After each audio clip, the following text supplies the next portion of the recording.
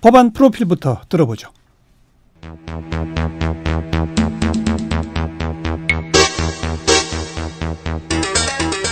이름, 미군 위안부 문제 진상규명, 명예회복 등에 관한 법률 발의, 더불어민주당 유승희 의원외 17명. 생년월일, 2017년 7월 14일. 계류일, 642일. 해방 뒤부터 2004년까지 주한미군 기지촌에서는 수많은 여성들이 여러 가지 이유로 성매매에 내몰렸다. 양공주라는 낙인과 멸시 속에 살아온 이들이 70대 이상의 고령이 되어 이제서야 국가의 손해배상 소송을 청구한 배경은 무엇일까? 국가 안보와 위협 획득이라는 미명 아래 사회적 낙인과 차별 속에 살아온 이들에게 우리 사회는 어떤 대답을 해줄 수 있을까? 네, 미군 위안부 문제 진상규명, 명예회복 등에 관한 법률 대표 발의하신 더불어민주당의 유승희 의원 나오셨습니다. 어서 오십시오. 네, 안녕하십니까. 네, 우리가 잊고 있었던 분들이에요. 그죠? 네. 법안 프로필에도 등장했지만 양공주라고 하는 이름으로 텍사스촌 뭐 이런 기억으로 남아있는 드라마 소재로도 많이. 그렇죠. 예. 근데 이분들의 주목하시게 된 무슨 특별한 계기가 있었나요? 뭐 우선은 제가 이제 19대 그 국회의원 당선되자마자 그 말하자면 기지촌 여성들을 네. 위한 네. 무슨 저기 모임이 있었습니다. 거기 이제 갔는데 제가 그때 그 정말 외향으로 보면 완전 미국 사람이에요. 근데 영어를 전혀 못하는 거예요. 그러니까 엄마가 말하자면 기지촌에 네, 있었던 네. 사람인데, 하여튼 자기의 스토리를 쭉 얘기하면서. 혼혈 2세. 그렇죠. 그렇죠. 그런데 뭐 하여튼 완전 완벽한 한국 사람이죠. 네. 그러니까 주로 이제 그 기지촌 주변에서 쭉 살아오면서 예. 이제 그날 그 기지촌 위안부로 있었던 그 어머님들하고 같이 네. 이렇게 어울리면서 자기 얘기하는 걸 들으면서 예. 이 문제에 대해서 진짜 이 정부가 이제는 국가가 그리고 국회가 이 책임을 좀 본격적으로 져야 되겠다 이런 생각을 그때 하게 됐습니다. 네. 그러니까 어떻게 보면 이제 저도 그 이전부터도 이 미군 위안부 문제라든지 기지촌 소위 얘기하는 기지촌 여성이라고 했는데 예. 알고는 있었죠. 그리고 이제 얼마 전 돌아가신 문동환 박사님, 문동환 전 국회의원 사모님이신 문혜림 여사가 두레방이라고 하는 이제 그 빵 굽는 기술을 배워주는 작은 이제 그 배움터를 만들어서 예. 이 기지촌 출신 여성들의 자아를 돕는 일을 굉장히 오랫동안 해오셨거든요. 예. 그래서 저는 이제 그 이전부터 기지촌 여성들의 삶에 대해서 뭐 관심을 가지고는 있었지만 이걸 어떻게 접근을 해야 되는지에 대해서는 네, 이제 네. 본격적으로는 생각을 못 하고 있다가 19대에 제가 당선되면서 이 문제에 대해서 이제 국회가 좀 나서서 일을 해야 되겠다 이렇게 마음을 먹었습니다. 그래서 네.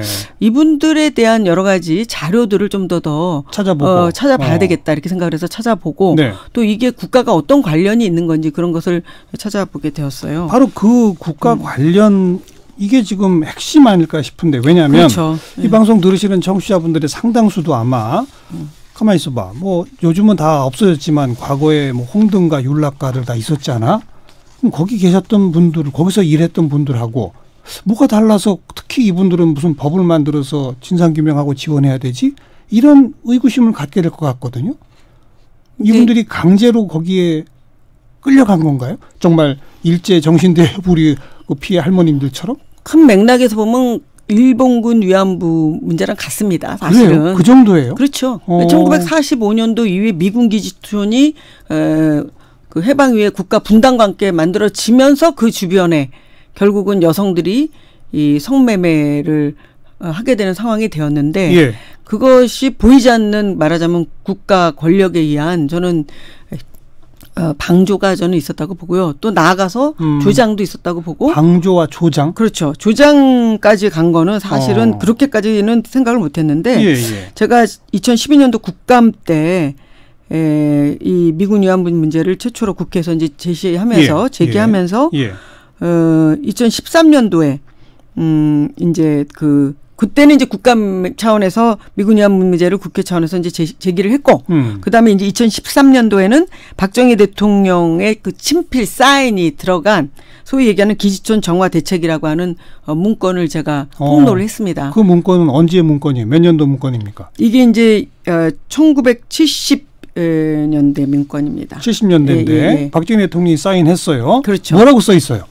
그러니까 거기 보면은 이 문건 안에 보면은 이제 기지촌의 정화 대책이지 않습니까? 그러니까 기지촌에 있는 이 위안부들을 위해서 구체적으로 이제 그 각하 특별 이 뭐라 그러나 이렇게 이 특별 기금으로 해서 각하의 특별 기금, 네, 일종의 통치자금. 그렇죠. 그런 걸로 인해서 그런 걸로 주변에 이제 그 화장실을 새로 지어준다든지 담을 새로 만든다든지 그 다음에 그야말로 깨끗하게 주변을 정화한다든지 그리고 또 주택 이분들이 살 수 있는 주택을 만들어준다든지 이런 아주 구체적인 상세한 네. 내용들이 그 안에 이렇게 있었습니다. 정화 사업이 아니라 그렇죠. 정화 사업. 지원 사업이네요. 그렇다고 봐야죠. 아니 우리 그 70년대에도 윤락행위 방지법이 있지 않습니까? 그렇죠. 그죠? 예. 그럼 사실 정화라면은 그 기지촌을 없애고 퇴거시키고 이래야 그러니까 맞는 이게 건데. 이제 상당히 아이러니컬한 거는 예. 1960년대에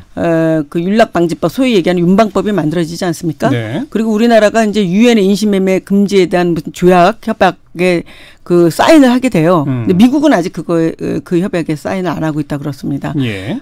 그런데 윤방법이 있음에도 불구하고 한편으로는 이런 미군 기지촌 내 그 정화 대책이라고 하는 그런 정책을 세워서 네, 네. 국가 예산을 투입했다는 거죠. 그것도 각하의 특별 통치 자금의 형태로 이 자금이 내려가게 된 거죠. 각하의 특별 통치자금 형태로 돈을 들여서 그분들이 더 왕성히 그 윤락행위를 하도록 지원해 준다. 생활 환경도 개선해 주고. 예. 그렇죠. 이게 이제 그런 맥락이 있는 것 같아요. 그러니까 1977년도에 네. 이제 구체적인 그 문서가 있었는데요. 예. 이제 기지촌 전용 아파트 건립 계획도 있고요. 그 다음에 이제 조금 더 이 생활 환경을 좀 개선해 주고. 개선해 준다든지 화장실 개선해 주고. 그런 얘기가 그런 내용들이 있는데 예. 그 이전으로 조금 들어가 보면은 이 69년도에 미국이 닉슨 독트린을 발표하잖아요. 예. 그래서 한국에서 미군 그 병력을 좀 철수를 일부 하지 않았습니까? 예, 예. 그런데 이제 이를 저지하기 위해서 말하자면은 이제 박정희 정부가 그 당시에 유인책을 쓴 거죠. 유인책을 쓰면서 이제 이런 얘기는 이제 그 당시에 너무 성병을 이제 그 미군들이 많이 옮겨오니까 이런 문제들도 아마 제기를 했던 것 같아요. 네. 그러니까 이제 기지촌 정화 사업을 추진해서 말하자면은 깨끗하게 뭐 주변만이 아니라 건강관리, 건강관리까지나 위생관리까지 다 해서 유인책으로 이런 이제 국가가 직접적으로 개입을 한 거 아닌가 이렇게 볼 수 있죠. 네. 좀 더 내밀한 내용은 사실은 이제 진상 규명을 좀 더 본격적으로 해야 되는데 그럼에도 불구하고 지금 나와 있는 자료만으로도 충분히 이것은 국가의 권력이 개입이 돼서 말하자면은 이런 그 미군 위안부들의 이 성매매를 뭐 조장, 방조했다. 강제 동원까지는 아니겠죠? 강제 동원까지는 아니라고 또 볼 수도 있겠지만 실질적으로는 반강제적이라고는 볼 수 있는 게 예전에 대부분 이분들의 증언을 들어보면은 다 유입 경로가 거기에 제 발로 알아서 들어간 분이 사실은 거의 없습니다. 그럼요. 대부분의 경우에는 이제 너무나 지독한 가난 속에서 그 굴레를 벗어나려고 직업을 찾던 중에 직업 소개서에 가서 속아서 말하자면은 이렇게 팔린 거죠. 그리고 그 과정에서 대부분의 경우는 성폭행을 당하죠. 그리고 감금 당하고 그러면서 이제 인신매매 형태로 넘겨지게 되는 거예요. 여러 차례 넘겨지면서 그 과정 속에서 미군 기지촌에 이제 들어가게 되는 그런 유입 경로를 지금 뭐 여기 지금 그 소송하신 분들뿐만이 아니라 대부분의 경우에는 그런 유입 경로를 인신매매형이다 대부분. 그렇다고 볼 수 있죠. 근데 그 인신매매 주체가 국가나 정부인 것은 아니잖아요. 하지만 그렇죠. 인신매매 등등을 제대로 수사하고 처벌하고 이러진 또 않았다는 거예요. 그렇죠. 그리고 이제 어떻게 보면은 뭐 아까도 말씀하셨지만 윤방법이라는 게 법이 있음에도 불구하고 유명무실한 것일 뿐이고, 네. 그다음에 직업 소개서라고 하는 형태를 통해서 그런 그러니까 성매매를 조장하기 위한 성매매를 해서 그 돈벌이를 하기 위한 그런 인신매매 예. 조직을 그 방치를 한 거죠. 방치한 그리고 거죠. 그런 조직이 대부분의 경우에는 국가 권력 기관인 예를 들면 이제 말단의 그런 경찰 조직이라든지 이런 조직이랑 다 연계가 돼 있어서 유착돼 있을 그렇죠. 의혹도 있다. 의혹이 있는 게 아니라 그 분들의 증언을 통해서 보더라도 대부분의 경우 그 굴레에서 벗어나기 위해서 이제 탈출을 시도하는데 예. 탈출하면은 대부분의 경우에는 이제 그 당시에 무슨 핸드폰 있는 것도 아니고 뭐 그렇긴 하지만 탈출을 시도하는 과정 속에서 어떻게 아는지 경찰이 잡으러 온다는 거예요. 경찰이 잡으러 그렇죠. 와요. 그 당시에.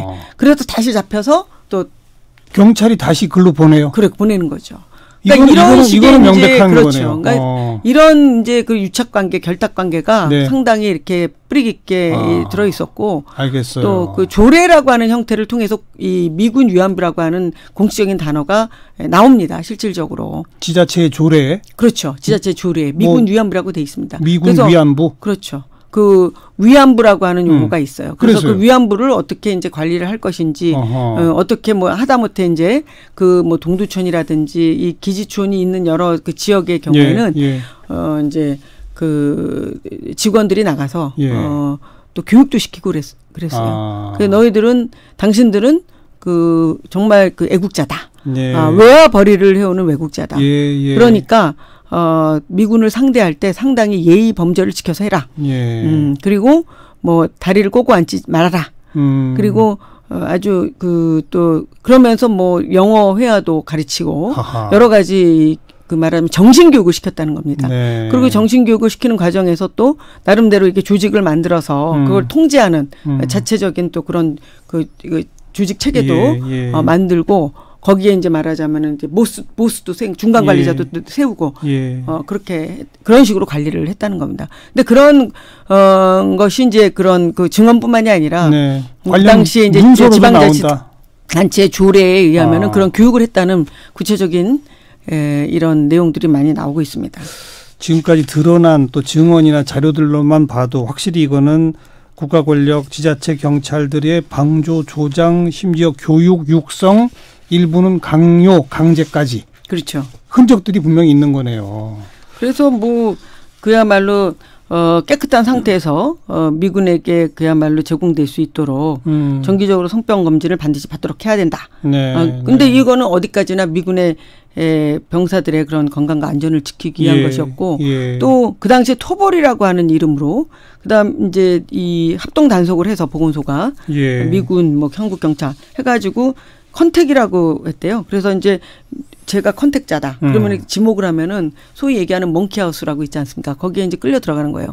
근데 대부분의 이제 그 당시에 미군 위안부였던 분들은 어떻게 해서든지 그 몽키하우스에 끌려 들어가지 않도록 않으려고 아주 애를 많이 썼다고 그래요. 왜냐하면 한번 끌려 들어가면은 이제 살아나오기 힘들다. 그리고 지독한 페니실린을 맞아서 또 나오더라도 거의 정상인 상태로 유지하기가 힘들고 이렇기 때문에 거기에 끌려가지 않기 위해서 뭐 도망치다가 또 잡혀서 들어가고 그리고 또 그런 데서 이제 나와서 죽어서 나온 분들이 대부분의 경우에는 뭐 이름 없는 그런 무덤으로 지금 집단적으로 굴락을 내서 있는데도 이제 제가 그때 이 문제에 접근하면서 그 방송에서 취재 결과 나타난 경우도 있습니다. 그리고 미군에 의한 가혹한 폭행, 성폭행, 그렇죠. 예전에 살인 보면은 이런 거 많았었죠. 그렇죠. 윤구미 사건이라고 저희들이 아직도 기억을 하고 있는데 뭐 같이 살다가 정말 그 상상하기 어려운 정도의 상당히 치욕적인 방식으로 결국은 죽임을 당하고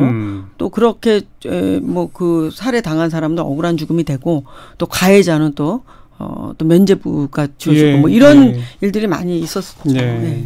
바로 그런 미군에 의한 각종 폭행이나 뭐 이런 것들에 대해서도 우리 공권력이 제대로 개입하지 않고 그랬던 거 아닙니까? 그렇죠. 아무래도 이제 한미 관계의 틀 안에서 또 이 문제가 또 다뤄졌기 때문에 정말 그 안에서 국가가 보호해야 될 인권이 사실은 알겠습니다. 오히려 그렇게 폭력적으로 인권이 유린당한 경우가 바로 이 미군 위안부의 그 피해라고 볼 수 있는 거죠. 혹시 몇 군데 기지촌에 몇 명 이런 그 좀 자료들이 있나요? 자료들도 다 있습니다. 자료가 있어요? 있는데 다 있고요.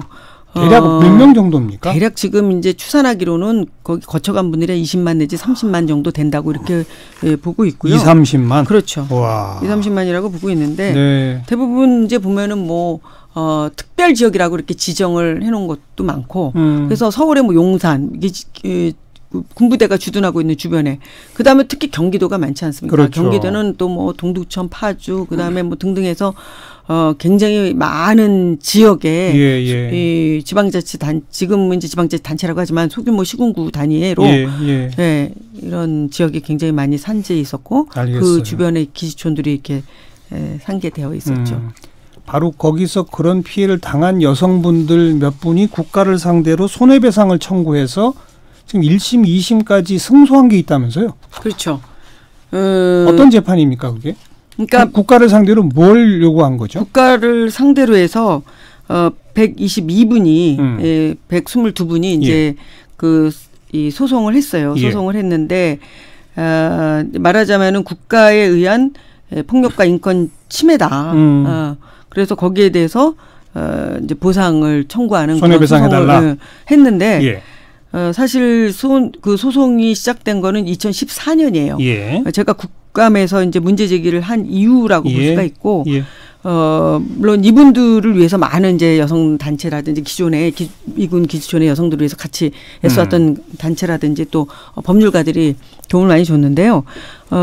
어쨌든 국회에서 문제 제기가 공식적으로 되고 이분들이 또 증언자로 뒤에 배석을 했어요. 직접 증언을 하지 않았지만 그분들을 위해서 일하는 분이 증언을 했고 그래서 이제 이대로 있으면 안 되겠다 해가지고 소송을 제기를 했는데 그래서 법원이 어디까지 법원에서 인정한 2심 거예요? 판결까지 했는데요. 1심에서는 그 국가에 의한 폭력과 인권 침해 사실을 공식적으로 확인 인정을 했어요. 그런데 그 이후에 이제 진척이 안 됐어요. 박근혜 정부 내내 법원에 묶여 있다가 촛불 이후에 1심 판결이 이제 그렇게 나온 거고요. 그 다음에 이제 2심 판결은 한 걸음 더 나가서 2018년도 2월에 국가의 성매매 정당화 조장 행위와 그 다음에 강제 격리 수용 행위를 그러니까 구체적으로 적시해서 인정을 한 거예요. 법원이? 그렇죠. 법원이. 그러니까 굉장한 그 판결을 한 거예요. 저희도 깜짝 놀랐습니다. 그러니까 증거를 통해서 입증됐다는 거 아닙니까? 그렇죠. 이거 다 방증 자료를 찾아서 한 거예요. 국가가 성매매를 정당화했고 강제 수용에 국가가 역할을 했다. 그렇죠. 그렇게 했고 그래서 국가가 손해배상 위자료를 지급해야 된다. 이렇게 판시를 했습니다. 판결을 했어요. 그런데 그 2심 선고에 대해서 역시 정부가 상고해갖고 지금 대법원에 있다? 정부가 상고하기 이전에 어쨌든 대법원에 가 있는데 국가가 이 대법원에 가 있는 상태에서 상고를 한 거예요. 근데 일반적으로 보면은 이제 국가를 상대로 한 이러한 여러 가지 배상 청구라든지 이런 보상 청구의 경우에는 우선적으로는 어쨌든 그 정부에서 상고를 한다고 그래요. 그러니까 어쨌든 인정하지 못하겠다는 거 아닙니까? 그렇죠. 2심 재판부까지 국가의 성매매 정당화와 강제 수용을 인정했는데 정부는 인정하지 못하겠다는 거 아닙니까? 아니, 처음에는 정부에서는 사법부나 뭐 이제 또 우리 그 관련 정부에서는 부처에서는 사법부의 판결이 나올 때까지 기다려보자.